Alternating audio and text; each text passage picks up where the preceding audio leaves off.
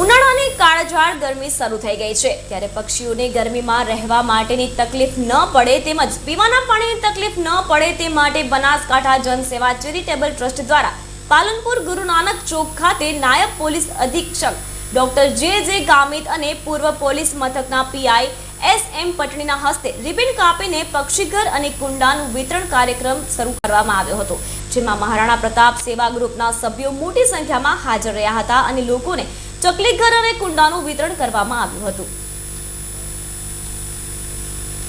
આજરોજ બનાસકાંઠા જિલ્લામાં પાલનપુર શહેર ખાતે જે ખાસ કરીને ગુરુ નાનક ચોક જે મહત્વનો પોઈન્ટ છે,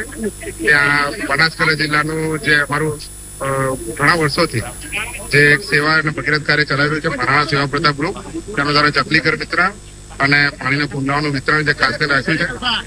આ જે સેવા ગ્રુપ છે એ ખાસ કરીને હંમેશા ઉનાળામાં જયારે પશુ પક્ષીઓને જે તકલીફ પડી રહી છે, પાણીની ક્યાંય તકલીફ ન પડે અને એમને પાણીના રિસોર્સિસ મળી રહે એ માટે અમે આ ભગીરથ કાર્ય